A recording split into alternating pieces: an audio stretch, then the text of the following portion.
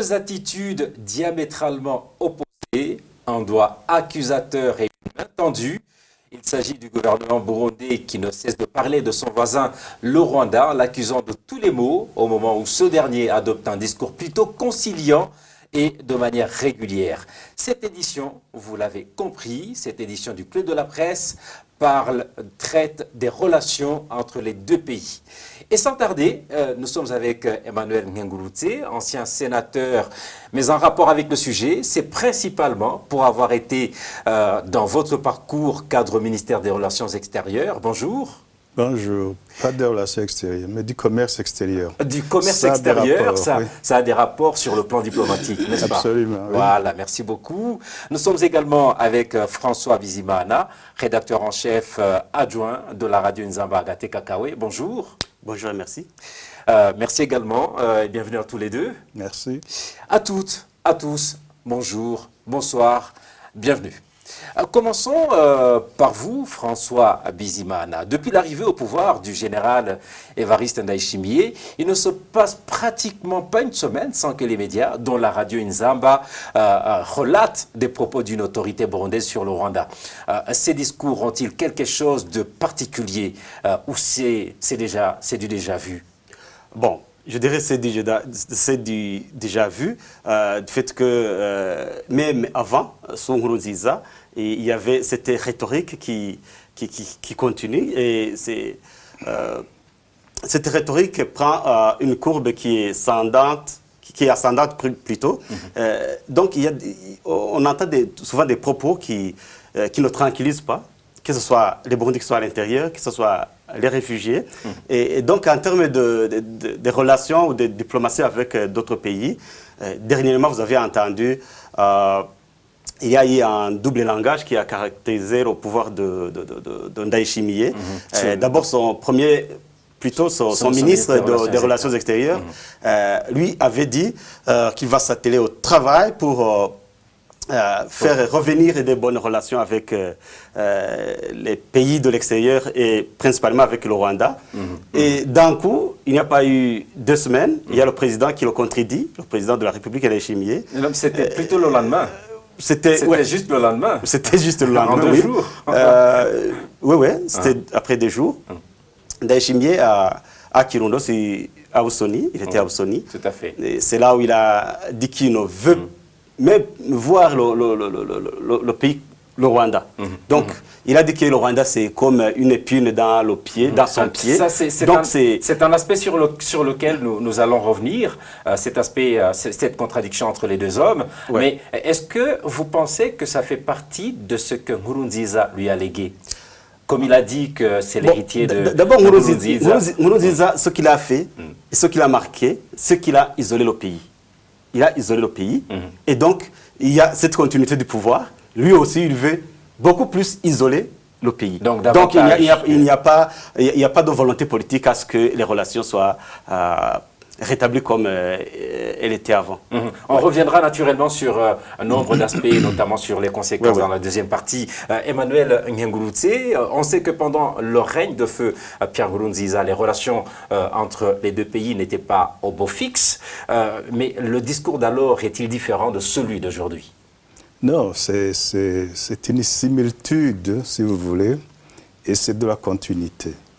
En réalité, quand vous observez sous le régime Nkurunziza, c'était des relations tendues, n'est-ce pas? Où rien n'allait. Même maintenant, c'est la même chose. Maintenant, je dirais que c'est même plus grave.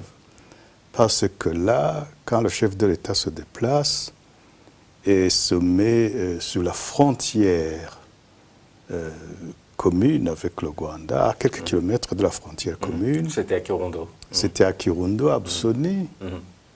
C'est une commune frontalière avec le Rwanda. Et qu'il commence à indexer le Rwanda.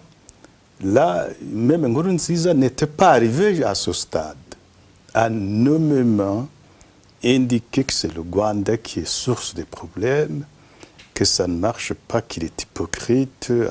Tu vois tous les qualificatifs là, dégradants qu'il a utilisés contre le voisin du Nord, contre le Rwanda. Je n'ai pas, à mon souvenir, entendu de tels qualificatifs de la part de Nkurunziza ou de ses hommes. Mais lui, le régime actuel, le nouveau gouvernement, il parvient, il dépasse le cap et indexe à la frontière le pays voisin en lui accusant en faisant en levant de fausses accusations sur le fait qu'il retiendrait, contre le regret, des réfugiés qui veulent rentrer. Tout ça, c'est faux.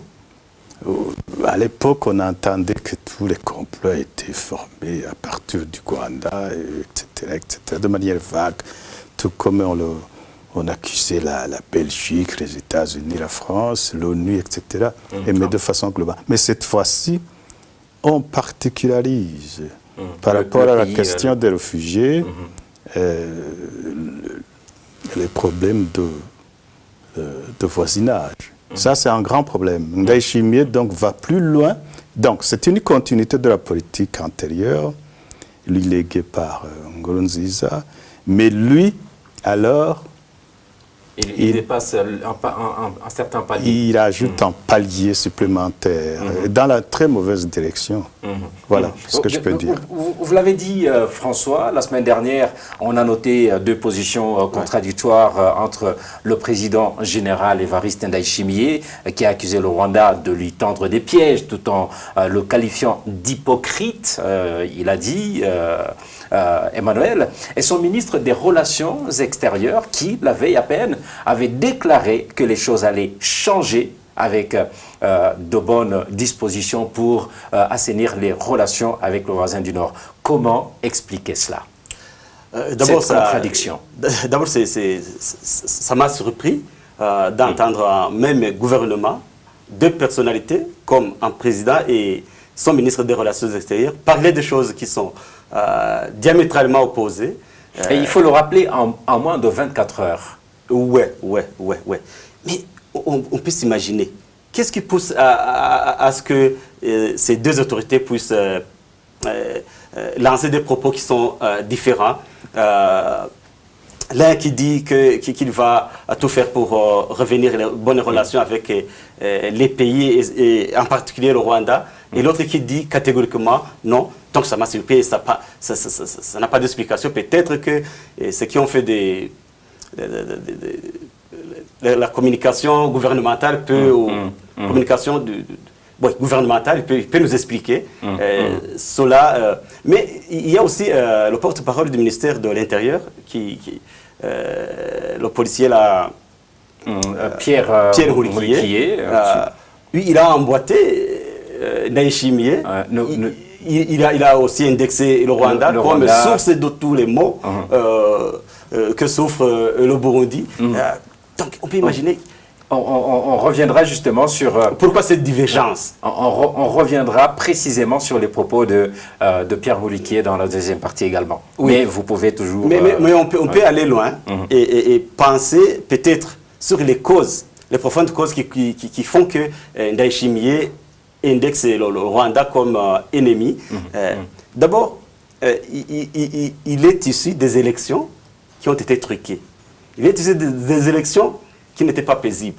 Lui-même, pendant la campagne, vous-même, pendant la campagne, nous avons vu une marée humaine qui courait derrière l'opposant Agathon Rwasa. Donc, il est là, il sait qu'il a volé le pouvoir, je peux dire ainsi.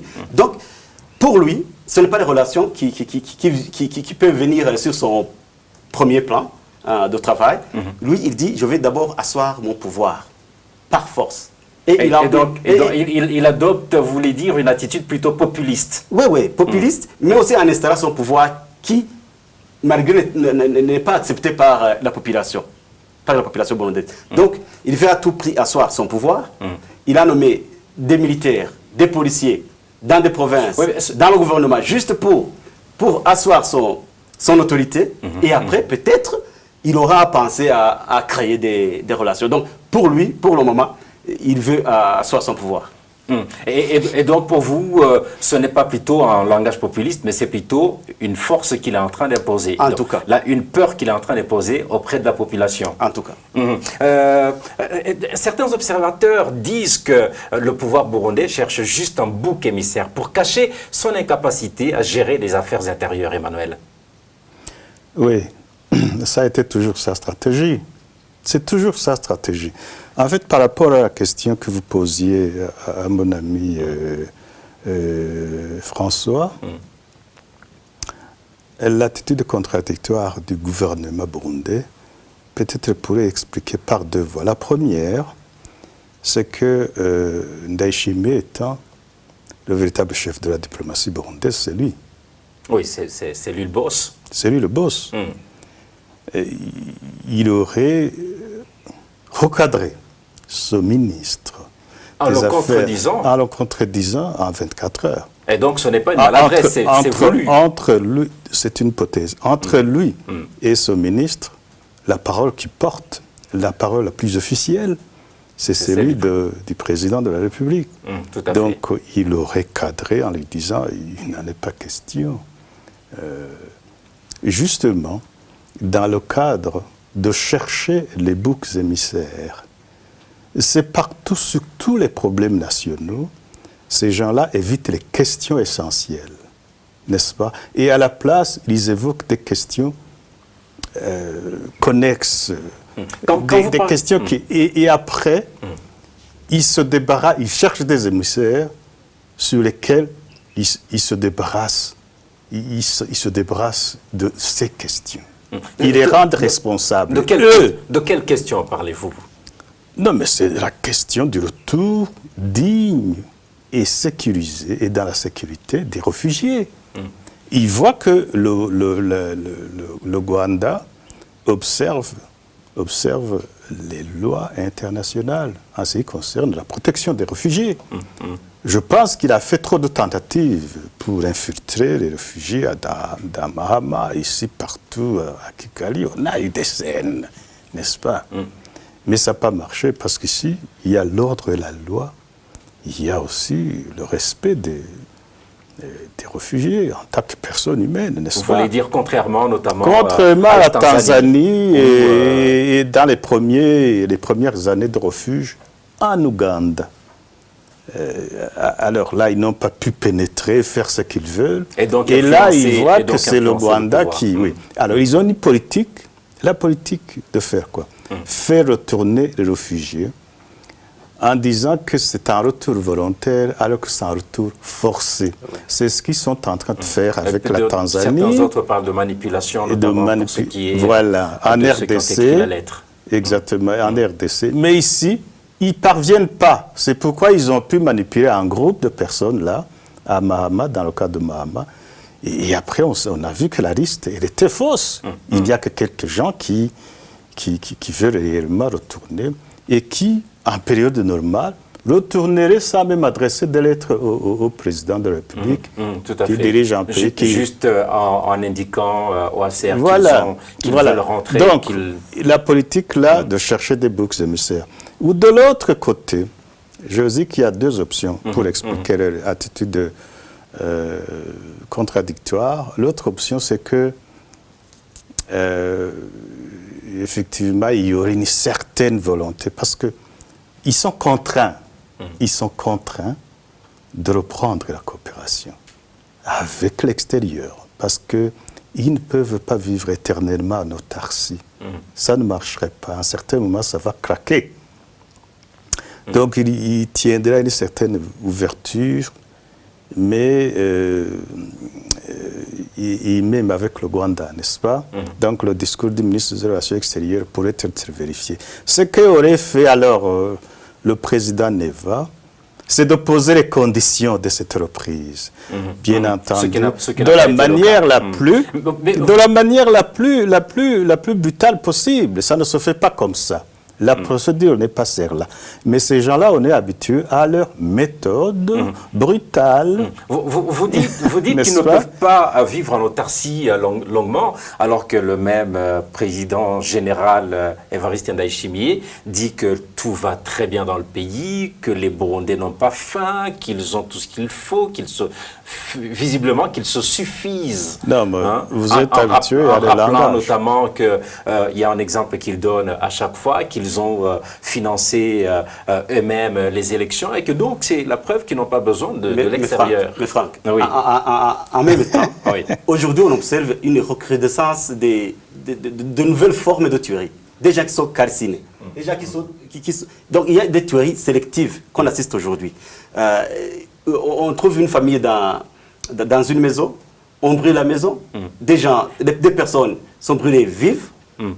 Et on observe sous... Est-ce que cela ne fait pas partie des questions essentielles dont il était en train de parler? Il est en train d'échapper, oui. Il est en train d'échapper parce que le pays n'est pas stable. Le pays n'est pas stable. La semaine dernière, on a répertorié plus de 24 cas de tuerie, des personnes tuées en une semaine. Tu peux imaginer, en une semaine. C'est plus qu'auparavant. C'est plus qu'auparavant. Donc il y a cette recrudescence des tueries et sous de nouvelles formes. En brûlant les maisons, en brûlant les chèvres, donc le bétail, petit bétail. Toute une famille qui a péri, notamment à Mugongomanga. À Mugongomanga. Il y a aussi à Muyinga, il y a à Ngozi, à Kiremba, si j'ai bonne mémoire. Une sexagénaire qui a été tuée avec son petit-fils. Tout ça, on assiste sous Ndayishimiye. Donc, c'est ce que l'honorable disait. Il échappe à des questions essentielles pour s'attaquer à des questions non essentielles. En cherchant des boucs émissaires, comme il disait. François, revenons juste un tout petit peu sur un homme et son discours. Le ministre des Relations extérieures, Ezekiel Nivigira, connu pour son négationnisme du génocide burundais, et le fait qu'il annonce que les choses vont changer positivement entre les deux pays. Peut-il être facilement crédible? Ce n'est pas Ezekiel, mais c'est le nouveau ministre. Non, Ezekiel, il est plutôt à la culture et la jeunesse. C'est le précédent ministre de Shingiro. Oui, c'est plutôt Albert Shingiro. Excusez-moi, c'est l'ancien. C'est l'ancien le nouveau. Bon. C'est l'ancien ambassadeur du Burundi auprès des Nations Unies. Je m'excuse auprès du public. Bon, même s'il a dit, je dis qu'il a été influencé par l'extérieur parce qu'il vient de passer plusieurs années à l'extérieur dans la diplomatie. Et je m'excuse également auprès de Ezekiel Nivigira. Oui, tout à fait. Donc je disais, oui, lui Albert Shingiro, était dans la diplomatie il y a quelques années. Donc, lui peut-être, après tout, il sait ce qu'il dit. Il sait ce qu'il fait.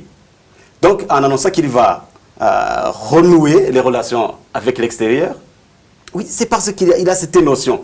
Mais ce n'est pas la notion que le pouvoir a, que Ndayishimiye a. Donc, il y a cette différence. Il y a cette différence. Et même s'il est négationniste du génocide contre le Tutsi au Rwanda, il a retiré le tweet. Donc, il y a un esprit qui le pousse. Donc ça veut dire qu'il peut toujours avoir changé, et il vaut mieux tard que jamais. Et surtout, le milieu où il était. Est-ce qu'il a demandé pardon à ça? Bon, il n'a pas encore demandé. Ça, c'est tellement grave que le changement ne peut pas se passer comme ça. Simplement, il faut quand même une attitude officielle, une démarche officiel qui dit, écoute, je me suis trompé ici. Parce qu'il a engagé tout un gouvernement. Oui, mais maintenant, on ne peut pas dire, puisqu'il a dit on va rétablir les bonnes relations avec le Rwanda, il ne les change pas du tout. Ça, c'est terrible, ça c'est inscrit dans l'histoire. Et c'est dit dans les enceintes de l'Organisation des Nations Unies, où, justement, le génocide a été reconnu, le génocide des Tutsis contre des Tutsis en 1994 au Rwanda. Et dans la même enceinte, il contredit, il dit ça, c'est un crime. C'est un crime de négation. C'est un crime grave de droit international, le négationnisme. Donc là, on ne peut pas dire, puisqu'il a dit on va reprendre, et si c'était du mensonge?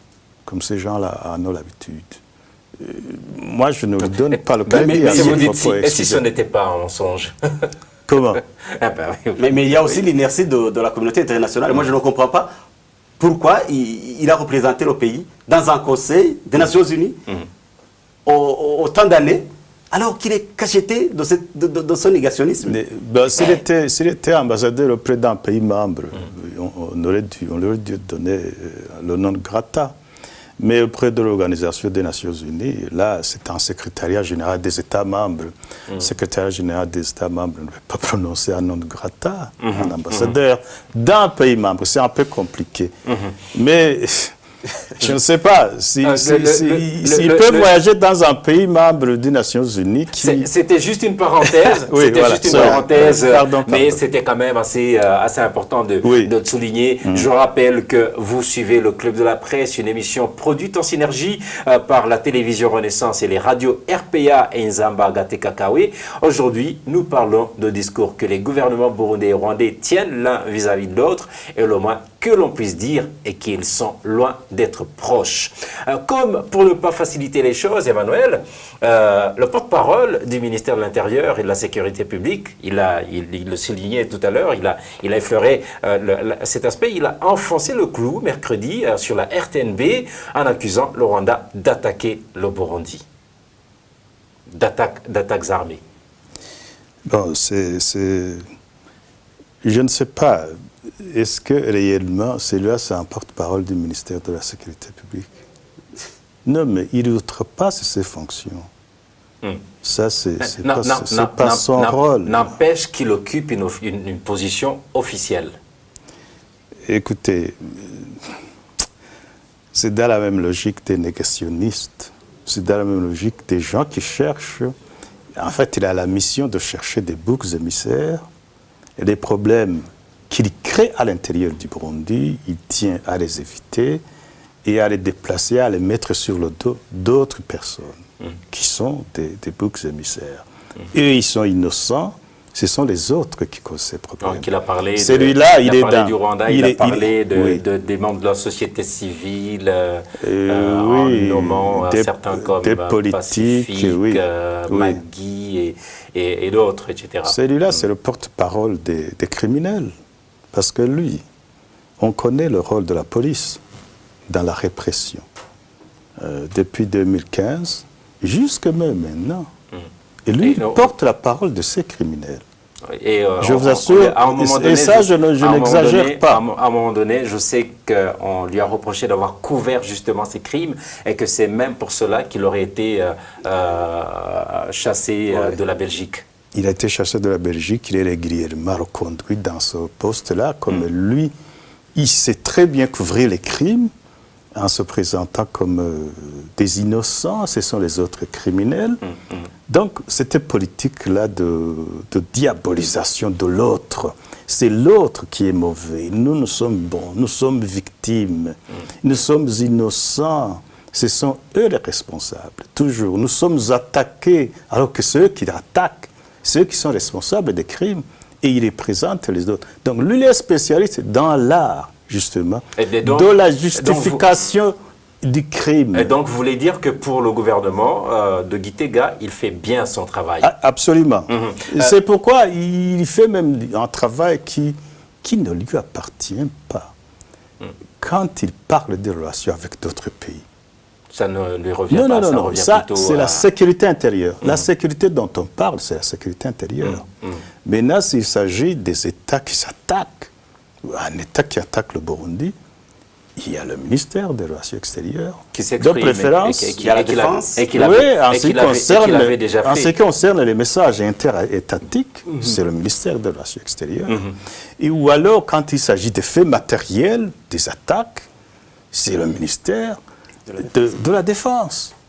Mais lui, le porte-parole du ministère de la Sécurité. Donc la sécurité intérieure, Homeland Security, il a dépassé, mais en réalité, on lui confie cette tâche parce qu'il est devenu expert de la malformation, de la justification de des l'information. crimes. Mais est-ce que c'est pour autant à l'avantage de ce gouvernement? Je ne pense pas, mais ça dépend de l'objectif que ce gouvernement poursuit. Hein. Mais à long terme, Oui. investir dans des idéologies destructives, en fait, c'est quoi? Ils récoltent la tempête. Et une tempête qui va les engloutir. Je vous assure, ça c'est l'enseignement de l'histoire millénaire. Ils n'ont qu'à demander le nazisme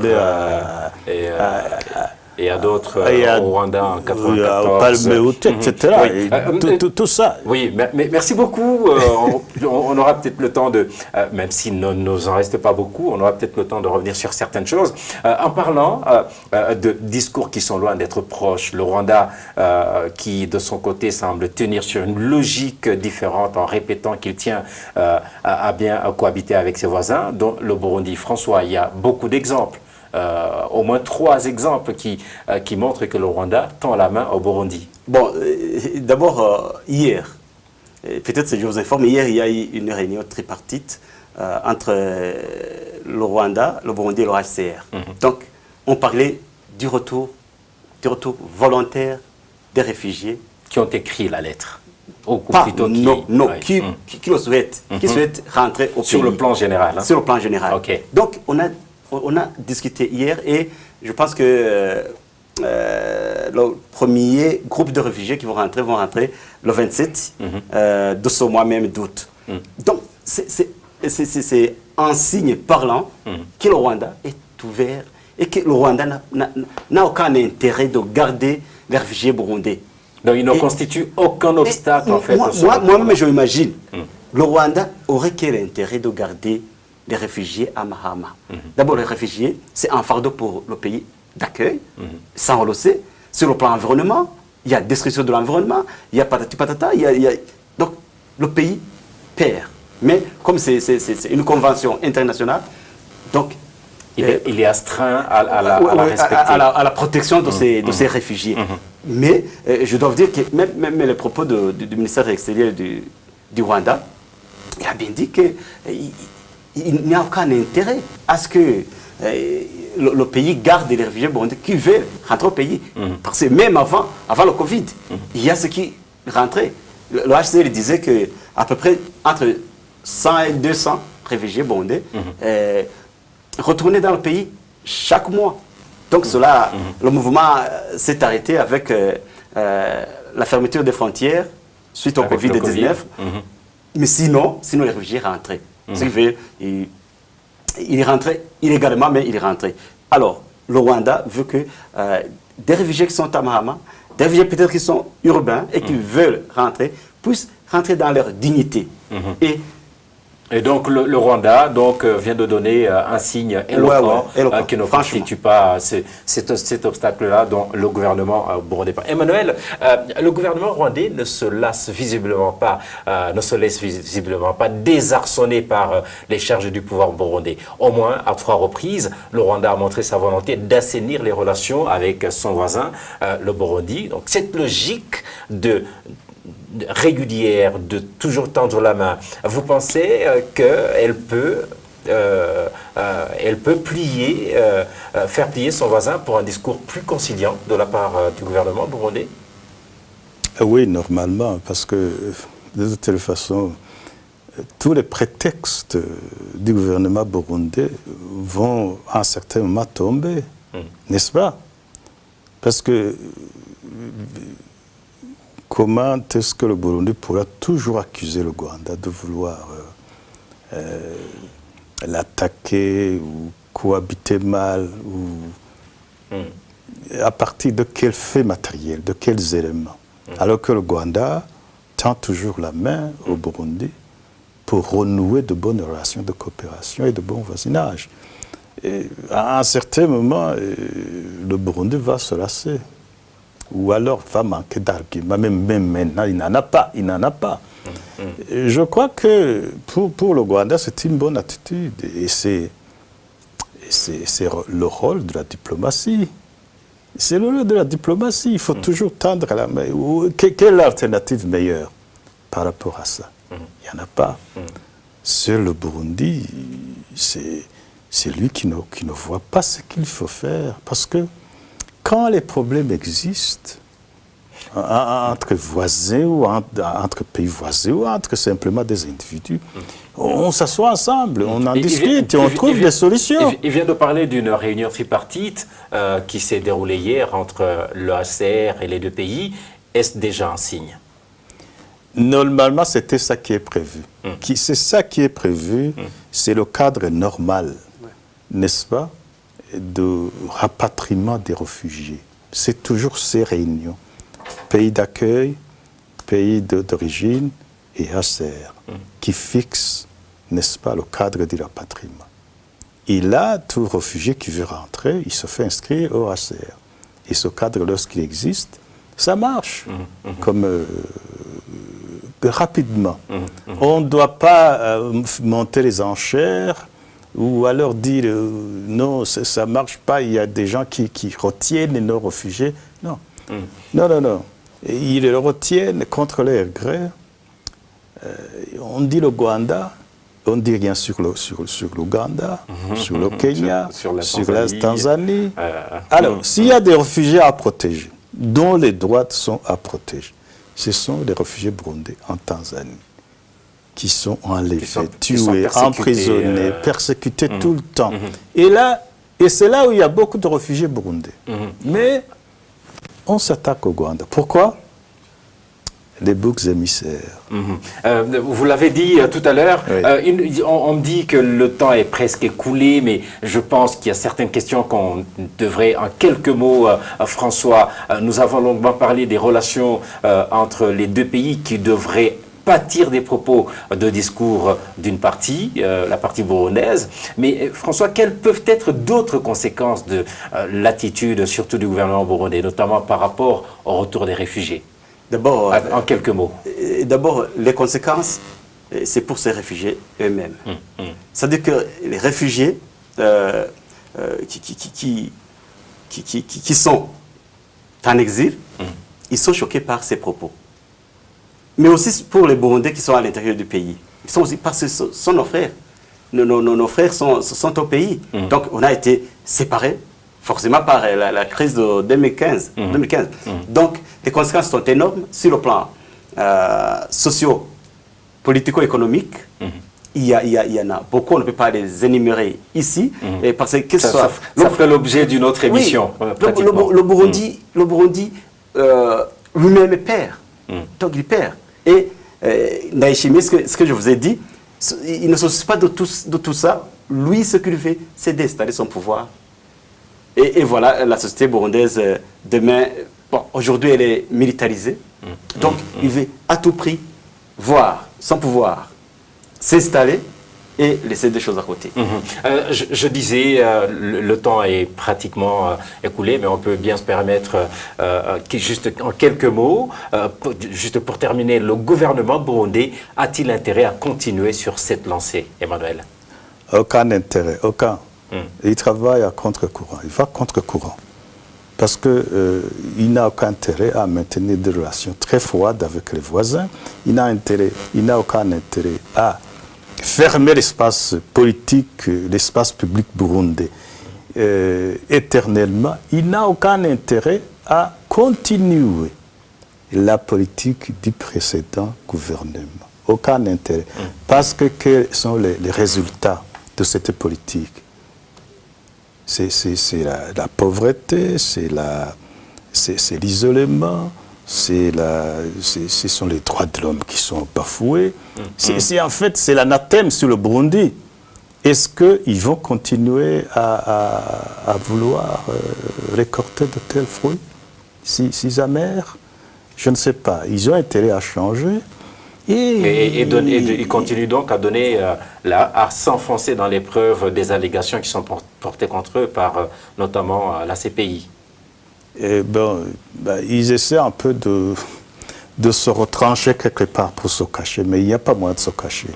Non, il n'y a pas moyen de se cacher. La justice est une lumière qui illumine partout, même dans les bas-fonds, un jour.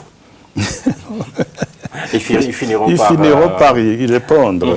Donc là, autant mieux le faire assez rapidement et à des conditions douces. Voilà. Et donc, on retient que le Burundi n'a pas intérêt à s'enfermer et à continuer donc à agir de la sorte à l'endroit du voisin du Nord, le Rwanda. Et c'est par ici que prend fin cette édition du Club de la Presse. Merci à nos deux invités, François Bizimana, rédacteur en chef de la radio Nzamba Agate Kakawe, et Emmanuel Ngengurutse, ancien sénateur et cadre au ministère du Commerce, mais sur le plan diplomatique. C'est cela? Oui, c'est presque ça. Merci, merci beaucoup.